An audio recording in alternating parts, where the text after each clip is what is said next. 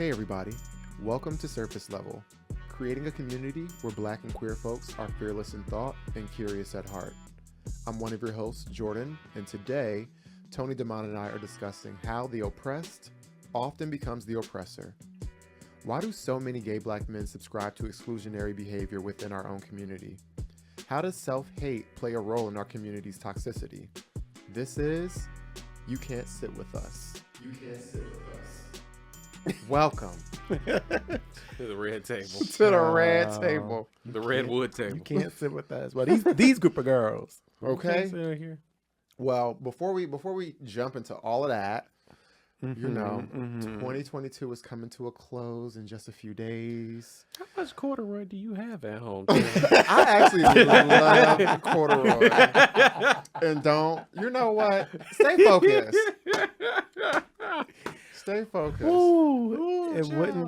wouldn't be us if Damon didn't have a critique for Jordan's ensemble. Always. Always. It was just a question. It's a nice jacket. Thank It's a nice you. jacket. It's a beautiful Thank you. I'm gown. green with envy.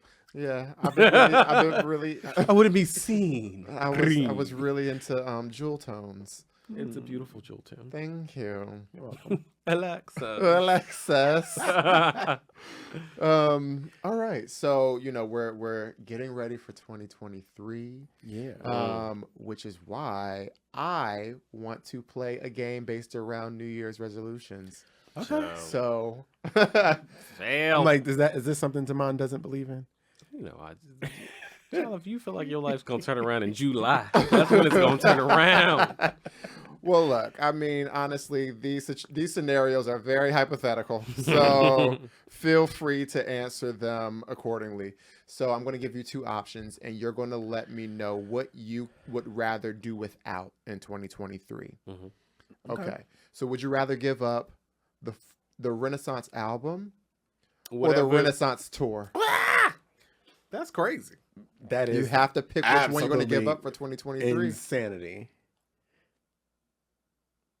Don't nobody want to start? That's ridiculous. That's sick. You have to pick one. I don't have to do nothing but stay till I can die. Oh, that's problematic, actually. And What they I'm gonna- upset. It's what- upset me and my homegirls What that you you gonna even perform asked on the the tour question if I like get an that. album up? That question to me makes sense. You can't listen to it on the iPod, Yeah, that's what it's giving. or you can't go to the tour. Oh my goodness. Next question. Listen, we don't have to disagree and commit. Y'all are no fun. You answer the question. What's your answer to that? I would give up the album. Stupid. I wouldn't give up the album For 2023 to just for the year. be able to go to the tour. Just for the year, like, because I'm thinking Yeah. about like the longevity of the piece. I would like to have the album with me till my last days. So the like- last breath. So you said I can't listen to it on an iPod. If I own the vinyl, Oh, girl. Child, which I'm moving vinyl, on to the next that's not on question. the iPod. Child, I'm You going said it. on. I'm playing by your rules. All right. Moving on. Would you rather give up circuit parties or boozy brunches? Boozy brunch. brunches. I don't even go to boozy brunch. Yeah, I today drained me. That's how I feel about brunches. Like, It's expensive. ooh, they are just. It destroys my whole weekend. Just takes it all out. And I'm just like, if I get fucked up on Saturday at 2, that's it I'm until next so Saturday. unenthused about brunches, and then especially when the girls try to invite me to a Sunday brunch, and I'm Ooh, just Yeah, like, but I enjoy meals to eat the meal. Food is not good at boozy brunch. No, if it's that, I find it very hard unless you're like at the Rainbow Room. It's like where are you going to get delicious food that's also giving you unlimited mimosas? Like, those places are not the same address. No. All right. So if you had to give up one phrase in 2023, would you rather give up "she's taking it" Ooh. or give up less? Ooh. she's taking it She's taking it. because Less feels more personal. Yeah, and there's always a reason to say both, actually. But less is just like don't matter. Hello. I had to keep less as well. I mean, it's too concise. It applies to way too many things. It's an excellent word. I just love it. We should actually change the podcast tagline to less. Less. And remember, less. Whatever you thought you was going to do this weekend, less. That is a key. All right. In 2023, would you rather give up profanity or rather give up alcohol? Alcohol. Profanity. We know you, I bitch. gotta cuss these motherfuckers out. I would give up profanity. I need a little drinky drink when I'll give up the profanity. I don't need to curse. Y'all answered that And exactly the way that I thought y'all would. There's so many naughty words I can say still. None of them replace fuck. Filthy. Oh. None of them replace fuck these bitch ass niggas. I don't give a damn what a bitch got to say about me. I don't give a goddamn what a bitch got to say about me, motherfucker. Okay, you're going to be speaking in acronyms. That long ass thing. You be reading that thing. I don't give a fuck what a bitch got to say about me. I love that. All right, and finally, would you rather give up in 2023 jock straps or thongs? Thongs. Jock straps are much more comfortable. Tony's like, I prefer wearing a thong because it's just so sexy on me. oh, you got a thong on? Not today, baby. Jock this is disappointing. Jockstrap is like, yeah, it's cool, but like a thong is given like get into this ass. Literally. Jockstrap's giving like push up, bro. Listen, you know one of my favorite phrases: ain't no gym for the face. I'm glad you got that out. Ain't no gym for the face. You was working on that. I'm happy you made it. There is no gym for the face. Is No, you're right about that. There is a place called Face Gym, though, in New York. that where you live? That's where you be going. No, baby. What would you? Who didn't answer that? Jordan. Oh, I would give up thongs.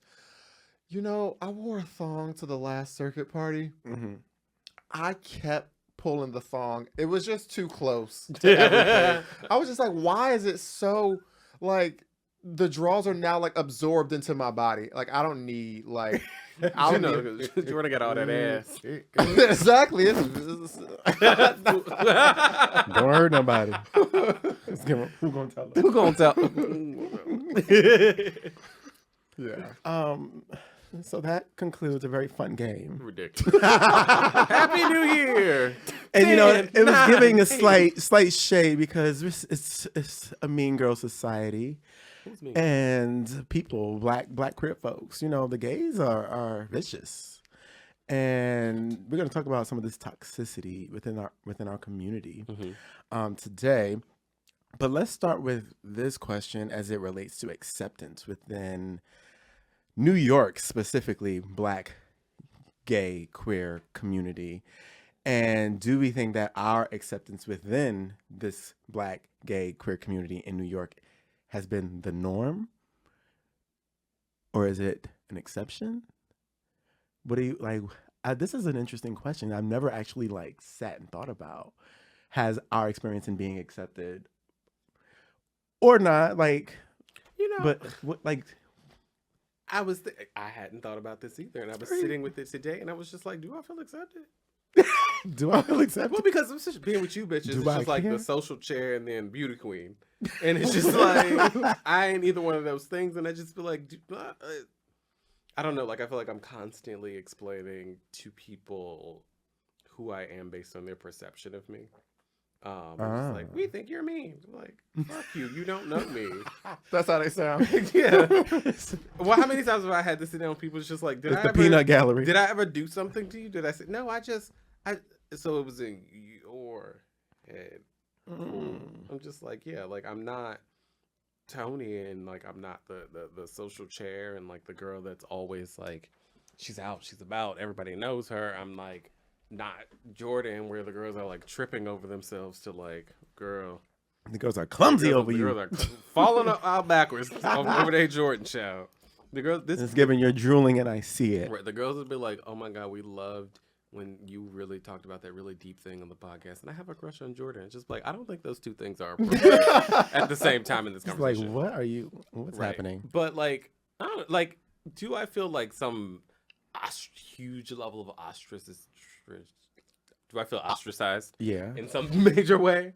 No, but like, do I feel like I go places and it's just like, I Damon's here? No. I also like probably don't put that energy out, so I'm not blaming anybody. But how many fucking bottles are under my foot? 99 bottles in a bitch, I ain't one. 99 bottles. That's giving me a flashback to the wrong times. Ooh. Oh, to where? College. 99. It was like Ooh. 99 something. Like Oh, that 99 99 apples. 99 bananas. Oh my God. All of those. Oh, I things. just got sick.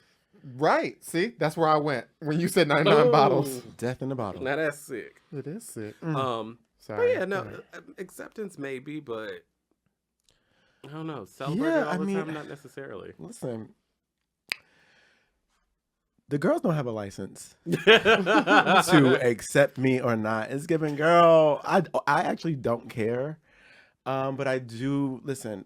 There are people who have experiences in New York City, and it's a very visceral reaction to the community, and specifically the Harlem gays, and what that looks like. And it's a nuanced discussion because and it's also a privileged discussion because for me, I've never not felt accepted because I've just always been That girl. that girl. And so, but part of being that girl is like the confidence and like that's all it's within me and how I move and how I choose to navigate. So I guess I don't know that it's not the norm. It's my norm. And so other people's norms is a personal experience, but I do think when it comes to like, it's a hard group to infiltrate. In New York City, Black queer circles are Make it here, baby. You can make it anywhere. yeah, they're very I don't know quite the word. I can't quite put my finger on what I want to say about it, but like for us, like we exist in different spaces and circles, but like I guess this is a circle like us, but I don't even consider us like when we show up to things in my mind, because I guess, perception is reality to an extent. People have their idea of us, and they have like, oh, those girls, they don't, they could be thinking like, I'm hypothetically speaking right now, like, oh, here come these girls, like they think they all that X, Y, and Z, or they always so like snooty. But going back to you, Damon, a lot of that is in what the eye of the beholder's head, and it's like people need to grow up. I don't think that my experience. Well, so I do feel accepted within the Black gay community, specifically in New York. And I quickly found out that wasn't the norm, maybe like the first year that I moved here.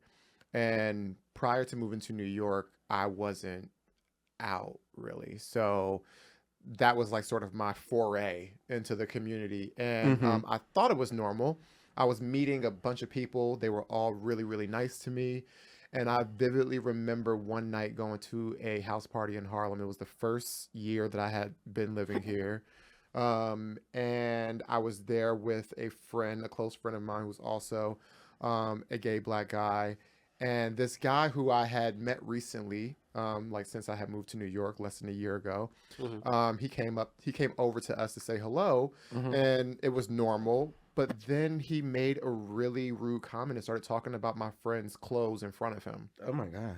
Like poking fun out of him and making jokes. And I was so thrown off because I was just like, you've never acted like that with me. And I was even shocked seeing him behave that way. Yeah.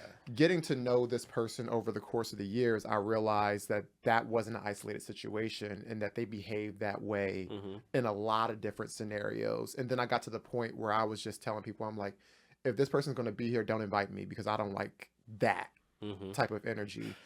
And I think that that was sort of like the first instance where I just saw something that was just like nasty and just completely unnecessary.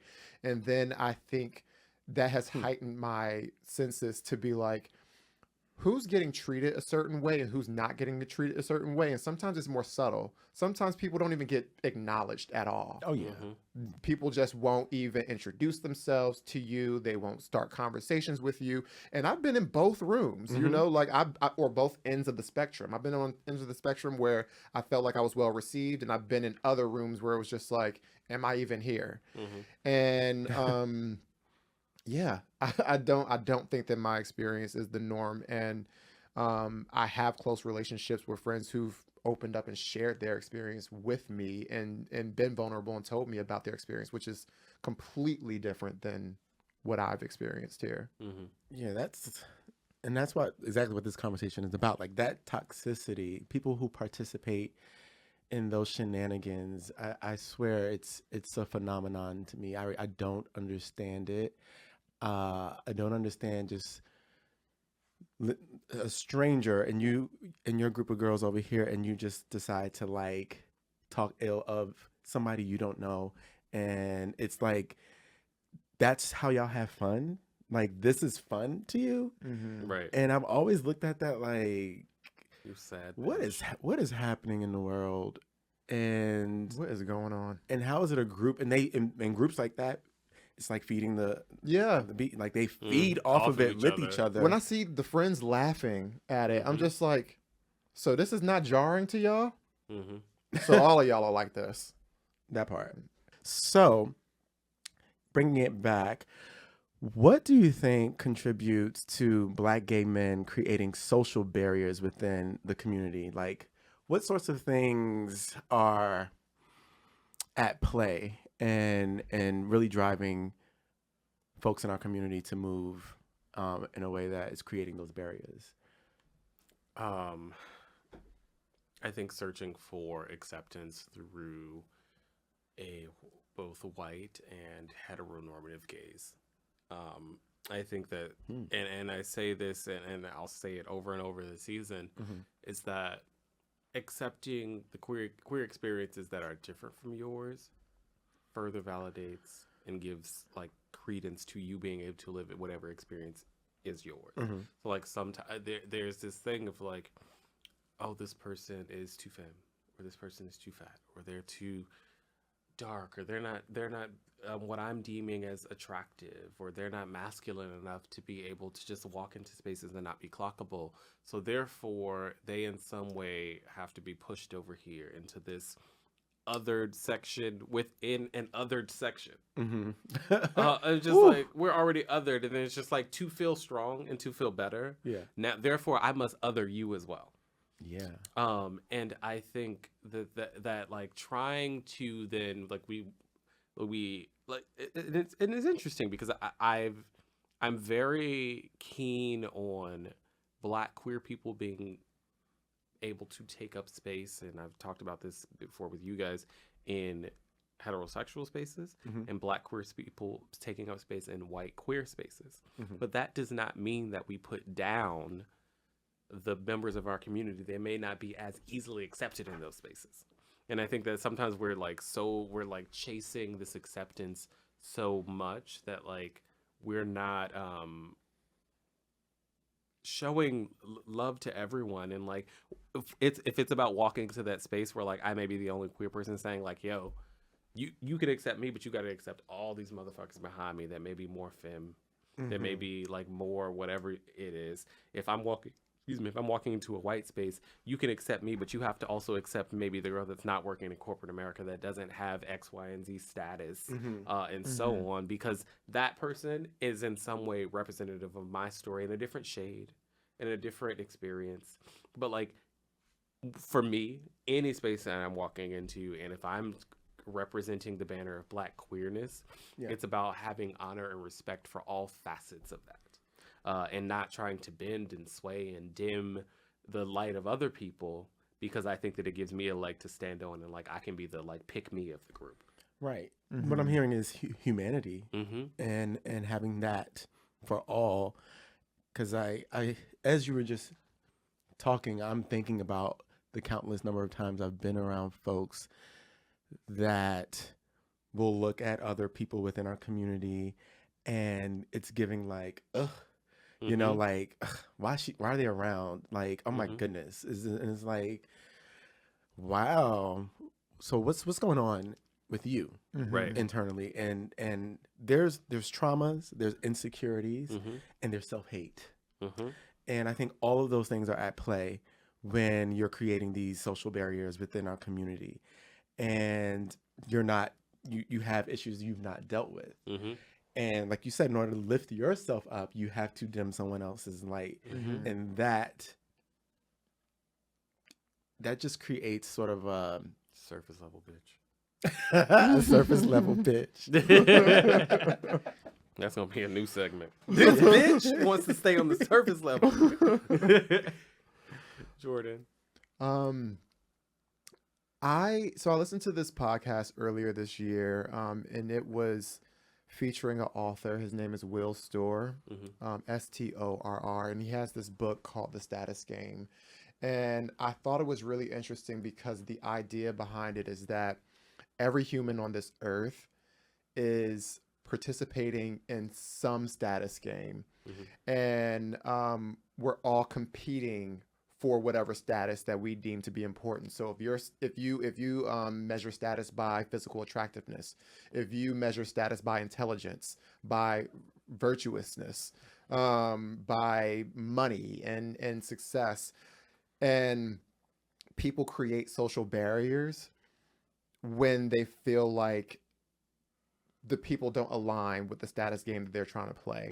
And so I thought that was a really interesting concept, because I think when you zero in, at least from my experience with the Black and gay community in New York, I feel like the status games that I find to be the most prevalent are physical attractiveness and success and money.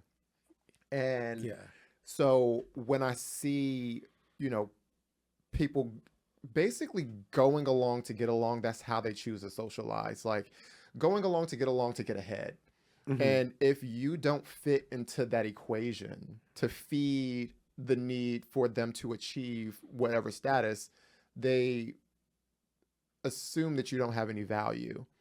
And that's what I wanted to kind of touch on from my last answer, was that you go into some of these spaces, and intimate spaces at that. I'm not talking about like a mega party and people not talking to you, although that has its own set of issues. I'm specifically in my mind thinking about being in intimate settings where everybody should be recognizing each other's presence. But somehow someone has decided to just ignore people, and we know these people, and we've seen these people, and I think that people create social barriers because they feel like if they can't benefit from somebody's presence, then it's not worth it. And I think that they measure the benefit based off of what they care about. And I find that a lot of the culture is very superficial. Oh, 100%. And I think that sort of influences I think how people are accepted. Yeah, and like continuing on that, like we're often talking about like, quote, hurt people. And like, do we have a level of grace and sometimes understanding for Black gay men and who are maybe ostracizing or devaluing people within our community? Is it kind of some form of self-hate, and do we understand that to an extent? Tony. I feel like folks like that make it really hard to extend grace to. As much as you want to get, like, for me, I just pay the whole situation. I don't like to be bothered with folks who carry themselves in a way that I feel is without humanity, with humanity in mind. However, in having this conversation and thinking about it, yes, while like two things can be true. I can despise that whole situation, but also understand this person has probably needs to go to therapy, and probably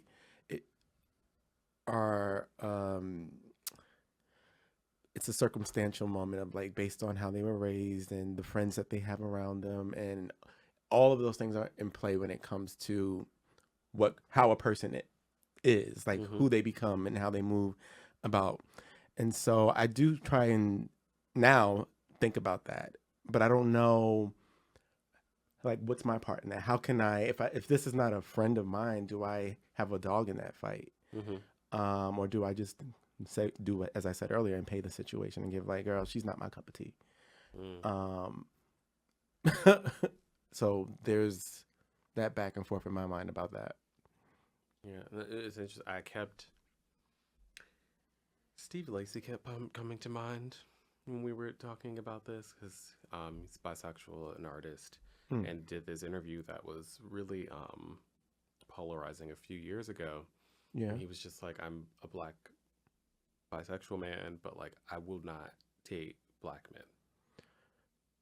He's a black bisexual man and will not date black men. Date black. I remember this interview. And in the interview, someone was just like, okay, I see that's your preference. Do you think that you owe it to yourself to break down that dynamic, the dynamic that leads you to have that blatantly anti-black preference in your partners? And his response was, the reason for it isn't anti-black at all. Growing up around black males, they were always my competitors, you know. I never viewed or saw myself doing anything sexual with my neighbors. I literally see them as my brothers.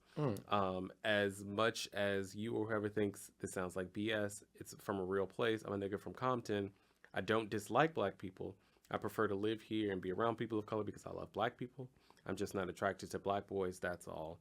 I still love them, and I want them to know them to do well in life. I just won't date them. Sorry. And I listened, right. And I listened to it, and like one of the things that I thought was interesting was his use of the word them.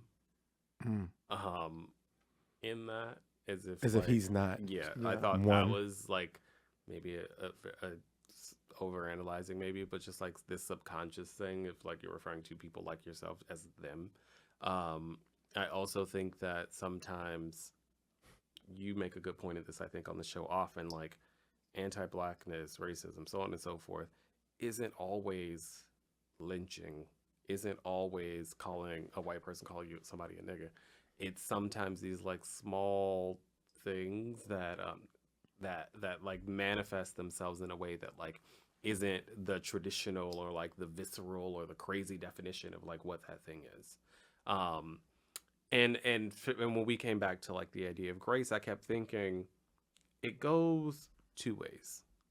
Part of it is being humble enough to recognize that if there's a scenario in which there's an entire group of people, and in this case, like a person saying, there's this whole group of people that like I won't date, or I won't be interested in, or I will not find attractive. May that be black people or like any race or combination of body types or whatever it may be. You have to be humble enough to realize that there's some level of anti-something in what you're saying. To then have the people around you say, you know what, I'm not going to discard you, but let's kind of work through this together. And that's what I mean by, and I think Tony was alluding to this as well, like it goes both ways. Like I can't fully lead you to water if you don't want to drink. But you also can't be like so dug in on just being like, this is how I feel. This is my preference. This is what I think. And it's just like, we said this, I think, on like the fat phobia episode. We said this in some other episodes we've had, but like, if your quote preferences lead you to discarding whole entire groups of people as if no one that has ever existed under that lens and through that experience can in any way be deemed attractive or valuable into your life in that way, you should probably second guess that. Yeah. And it's really strange to hear that rhetoric from someone who is the very person that they're saying they'll never be attracted to. And is it strange, or is it a person, like, to our point, that you grew up in a world telling you that like something about you is wrong, and like maybe your answer to like why I don't like it isn't I think it's wrong, but like you've kind of developed this thing, and you justify it in a way that sounds pretty and buttoned up, but like to anybody that wants to give it any level of thought, you quickly realize like maybe this is BS. And like maybe there's just some stuff that you haven't healed from. Maybe there are some experiences that you've had in your past with people like you that like maybe turn you off in a way, but like now you've X'd off whole groups of people. And I will say till I'm blue in the face, if ever you are saying there's an entire group of people that like you have no interest in, there's a level of anti-something in there. Well, no. I don't know why my mind went here, because I was just like, there are people who like, I won't date a white guy. You know what I'm saying? And that's an entire. Does that make me anti-white? Yes. Because there are a lot of people that's just my preference. I'll never date a white guy. And when anytime somebody describes something that's just my preference, it's likely that's just some bullshit. No, seriously, like it's funny, but like whenever I think that's just my preference is the biggest fucking cop out to like people not wanting to think deeper, to not wanting to have a better grasp on why they feel a way, what experiences have led you to that. And like those experiences can be valid. You can have had horrible, particularly thinking about men of color with white men or people of color with white people, that could have led you to that. But to paint entire groups of people with one brush, I think that we're smarter, more complex, more thoughtful than that. And I think we can give more thought to how we interact with people, how we paint people, how we choose to experience people than that. Yeah, I think I absolutely have empathy for anyone who's in the Black queer community who is struggling with self-esteem or self-love or confidence. I think that's a very expected at this point sort of scenario for a lot of people in our community. Looking at where we are today at this stage in our lives, I think that I have less grace for it. To Tony's point, there's therapy, and if I know that's not accessible for everyone, it can be quite expensive, but if you're not meditating, doing breath work, if you're not reading books, if you're not watching documentaries, if you're not doing anything to educate yourself to try to figure out why you're doing things that are harmful, because somebody told you at some point. Just like this interview, there was backlash. That's also a question of like, are people telling these folks at some point? One person, somebody has had to say something. Like when people say, no one's ever told me that I was a huge bitch. I'm like, someone's You might have been the first one. Some people have like yes people around them, or we know folks that we question, like they have this group of friends, and like if everyone is saying this about a person, who in that group is not telling that person that they're miserable? We're thinking about the same miserable bitch right now. Yes, we are. We are. Say their names. It's you, baby. Oh, we're mean girls. No. No, that's a nasty bitch. That is a nasty bitch. Sat up in my house with that nasty fucking face. Try to finish your damn answer so we can go home. Oh my God.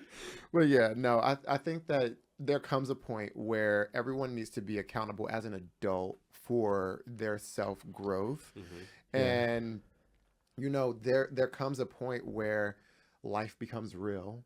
You know what I mean? Like life events start happening when you're older in life, and hopefully you're having experiences where you sit back and you reflect and you're like, what's really important? So like we've talked a lot about the negativity that can exist. So what's, like, to bring it back, what's something that we think can happen to improve relationships in our community? Like what are we doing to like foster a better environment, Jordan? You know, one of the things that I really want to do in 2023 is, and I've been thinking about this for a very long time, is diversifying my social activities. So I think that for a very long time of my adulthood, my social activities have been pretty standard. You know, they've been like house parties, like events, things like that. And I think that has done me a disservice, because over the years those experiences have become quite just like monotonous. Yeah, it's like run of the mill. You get there, you say hello to the people that you know, and then the people you came with, you have the majority of the conversation with. I miss environments like college where you can get involved in an organization and be exposed to people that you probably would have never talked to on campus. And then you see them on a recurring basis. So you can actually build a rapport with people who don't share your same homogenous, you know, makeup or ambitions or personality style. And so, you know, whether it's like joining a book club or joining like a creative workshop, I want to put myself in environments where I'm around Black and queer people, and I'm able to see them on a recurring basis, where the socializing is built around something other than just trying to like say hi and bye. I think that the only space right now that I have where I can meet new people, like net new people, and build an ongoing relationship with them is work. But what is that outlet and that space where I can build those sort of, you know, recurring rapports with people within our community. So I think that I want to get involved in some sort of extracurricular activities outside of events and places that play music. When I'm thinking about how to improve efforts to foster more inclusion, one of the things that just jumped out at me is to be the example in the room.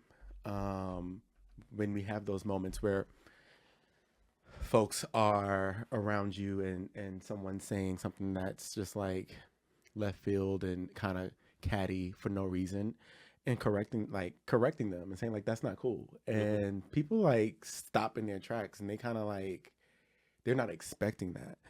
And I think there needs to be more examples, more people that are willing to stand up for the people that are being othered. And I think slowly but surely, like, that helps to change mindsets. Like, people, the next time they go to do that, think twice. Yeah, they will think twice, especially if it's coming from someone who, like, say they hold you to in some regard, to a high regard or whatever, and you are the person that like corrects them, and they're like, oh shit, like maybe I need to get my act together and tighten up and look at what it is that I'm doing and what I'm saying and around who. So that's one way that I feel, you know, I can play a part in improving inclusion around me. Yeah. I think I've really been into like asking people questions a lot recently. And through the lens of, I like the idea of making people think on their own. I think that I spent a lot of time as I was younger, it's just like trying to force feed people ideas and things, and that ain't always that successful. People don't like being yelled at or preached at. But I think, like, to the point you were just making, just around like in spaces where you see someone being maybe a bit toxic or nasty, and just like starting to like probe them. It's just like, oh, what was the point of that? Like, what were you trying to prove there? Like, did it make you feel better? Did it make the other person feel better? And like when people start asking or like answering and saying things out loud, I think it makes them think a bit more.